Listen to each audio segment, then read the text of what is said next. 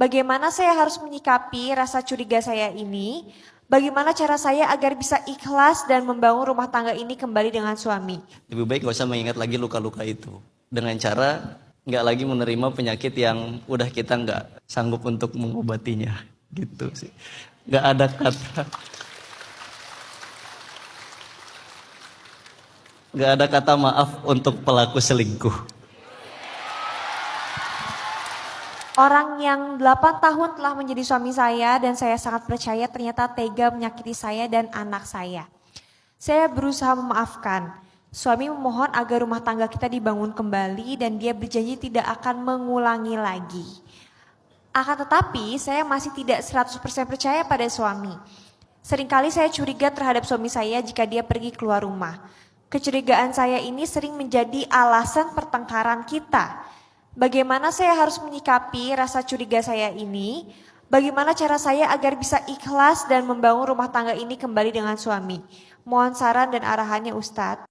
Pengalaman, saya belum punya pengalaman kayak gitu soalnya. Enggak, bukan belum, jangan.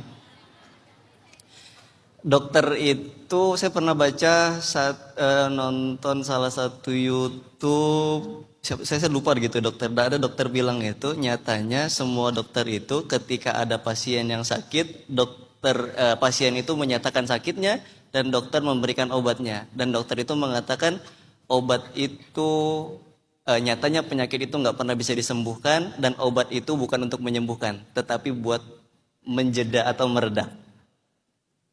Maaf ya, mungkin sama hal kasusnya sama kayak ini kan penyakit ya. Mau meminta maaf apapun penyakit ini, itu bakal akan caranya keluar lagi nanti untuk dia kambuh lagi. Nah bagi saya yang belum punya, jangan pernah punya pengalaman ini, kan berusaha untuk sembuh itu kan hal yang mahal ya. Sesuatu yang udah kita capek-capek obatin, tapi kemudian menumbuhkan luka kembali, itu hal yang paling merugikan bagi kita. Capek-capek kita ngobatin hati kita, kemudian luka itu timbul kembali. Gara-gara kemarin kita memaafkan dia sekali, 2 kali, 3 kali. Nah bagi saya daripada menumbuhkan luka lama yang udah terkubur, kemudian luka itu kembali dikambuhkan lagi, lebih baik gak usah mengingat lagi luka-luka itu. Dengan cara nggak lagi menerima penyakit yang udah kita nggak sanggup untuk mengobatinya. Gitu sih. Gak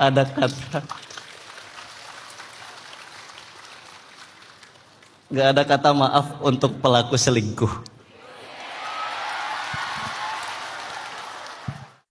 Karena saya khawatir ketika dia keluar rumah, apa yang saya takutkan itu terjadi kan.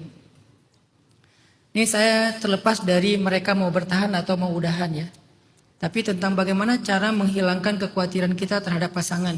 Karena di luar sana itu kita nggak pernah tahu apa yang terjadi. Ada satu hadis tentang menjaga diri kita biar nggak anxiety. Ini hadis tentang kecemasan. Kata Nabi SAW, ini hadis riwayat, coba saya cek ya, Ibnu Hibban dengan derajat sahih. Kata Nabi, Inna Allaha idza studi'a syai'an hafidhah. Allah itu kalau dititipin sesuatu, maka dia jaga. Sehingga cara terbaik untuk melawan kecemasan kita terhadap sesuatu yang kita cintai dan kita protect adalah titipkan dia kepada Allah. Anak, pasangan, harta, pekerjaan, titipkan kepada Allah. Termasuk diri kita sendiri. Makanya ketika kita safar kan ada doa Allahumma anta sahibu fis safar wal khalifatu fil ahl. Ya Allah, engkaulah teman dalam perjalanan untuk menjaga aku, dan engkau juga yang aku titipkan keluargaku yang aku tinggalkan.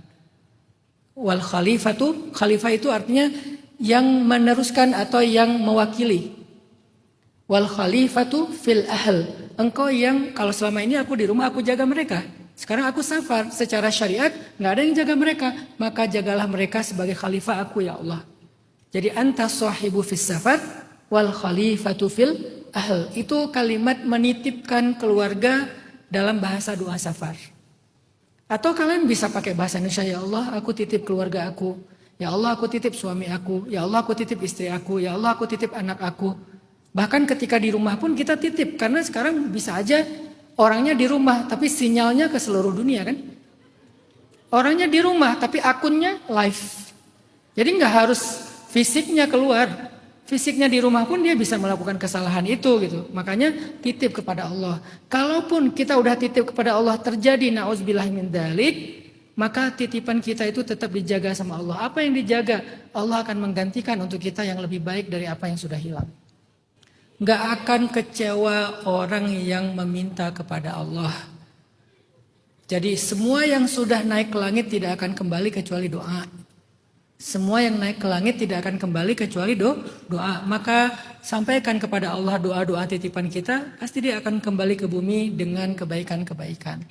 Jadi pakai aja hadis itu, innallaha idzastudi'a syai'an hafizah. Allah itu kalau dititipin sesuatu pasti dijaga, dan saya percaya itu banget.